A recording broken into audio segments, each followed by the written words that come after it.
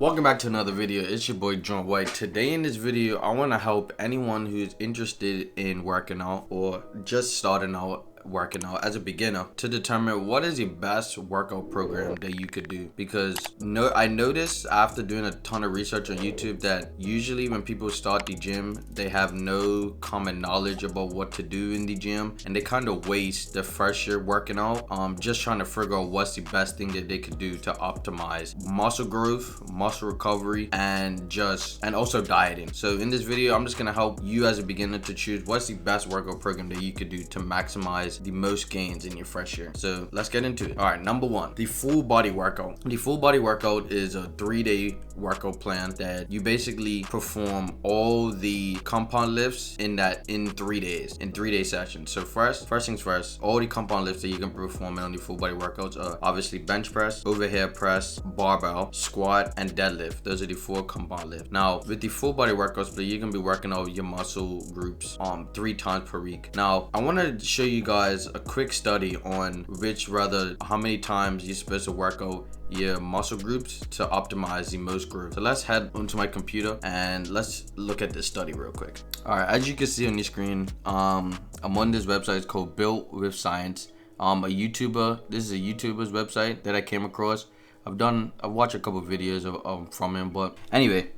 So this survey was held in 2013, and it was a survey with 127 competitive bodybuilders. Found that 69% of respondents trained each muscle group once per week, while the remaining 31% trained their muscle groups twice or more weekly. Now, through the study, they basically tracked the 69% of guys training their muscle groups once per week, and the other 31% 2 to 3 times per week. And they tracked their muscle group between a span, I believe, if I could find it. Yeah, I'm not sure how long the span was, but according to the results of the studies, we can see that when it comes to training your muscle groups 2 to 3 times per week, you're gonna result in 3.1% greater muscle growth than training each muscle group just once per week. So clearly, working your muscle groups 2 to 3 times per week is better than once per week.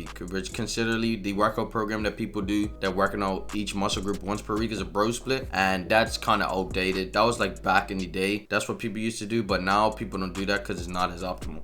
And you might be wondering, 3.1%, that's not really that much. However, that could result in 1 more pound of muscle mass that you could put on compared to somebody else that only works out their muscle groups once per week, which in my opinion, that's a win. 1 more pound of muscle mass, that sounds like a win to me. So let's get into the cons of the full body workout. Now, the only 2 cons that I honestly believe is that the full body workout split is taxing on your mind and your body. Because when you really think about it, compound lifts, you usually go heavy on compound lifts. And doing each compound lift back to back to back to back is very taxing. Because for example, if you're doing a heavy bench press, then you're gonna go do a heavy squat, then you gotta do a heavy deadlift, then you gotta do a heavy overhead press, then you gotta do a heavy barbell curls. That's just gonna be very mentally taxing.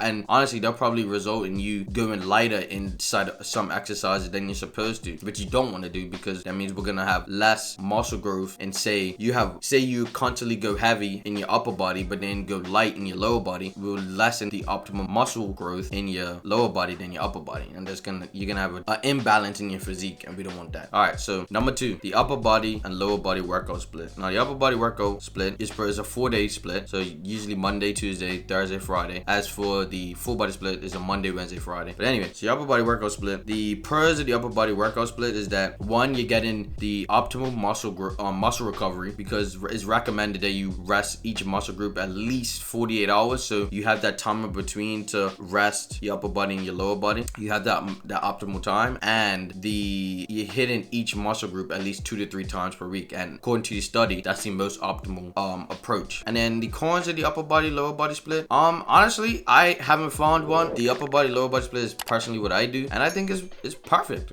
In my opinion, it's a perfect workout split, because when it comes to the days of the week. As a beginner, you don't want to start out, which I'm gonna talk about in the next workout plan. You don't want to start out going to the gym 6 days per week, 4 days, 6 days per week, for example, because that's probably not going to be sustainable at the beginning for you. Unless your schedule can fit 6 days, then by all means do it. But in my opinion, 4 days is a very sustainable amount of time per week to go to the gym as a beginner, and then eventually you get to a certain point where you'll increase. All right, I want to do 6 days now. So yeah, and then so finally, number 3, the push-pull leg split. Now the push-pull leg split, right? Push-pull leg split. The pros of the push-pull leg split is that the split, it specifically focuses and hones down on each muscle group. So for example, you're gonna be training your push days, you're gonna be focusing on your chest, triceps, and your shoulders. And then your pull days, you can work on your biceps and your back. And then leg days, obviously quads, hamstring, calves, abs, etc. I find that to be very optimal because, for example, for me, I'm gonna transition into push-pull legs probably in the next, say, 2 months, because I definitely want to hone in on focusing on, like, say, my chest. I feel like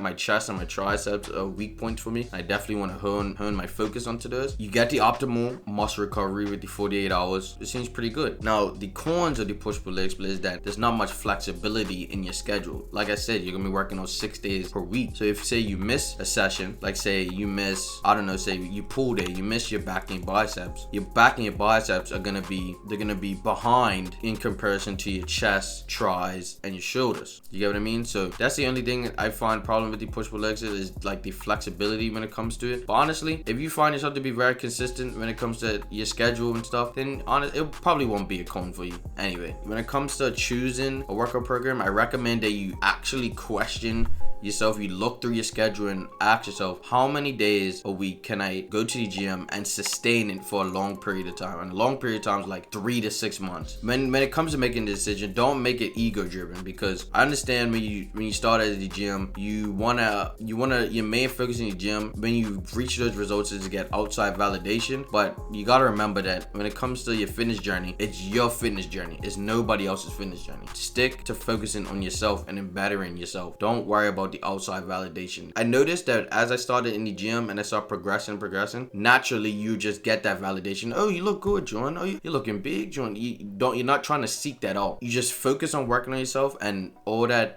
validation and stuff like that just comes natural. And finally, the bonus point that I want to give is you need to progressively overload. I've said this in multiple videos. You have to progressively overload. And what is progressively overload is increasing the amount of weight in each session by at least 5 to 10 pounds. And basically what that does is it creates, every time you increase the weight, you break down the muscle tissues, which you're trying to do, and then every time you break them down and you give them 48 hours to recover, your muscles get even stronger and bigger. You want to optimize muscle growth and muscle strength. So increasing your weight week by week, session by session, and you're gonna have those results in increased strength and increased muscle growth. So if you made it to this video, make sure to drop a comment for me. Comment, and don't forget to like and subscribe. And remember, reach your true potential. Peace.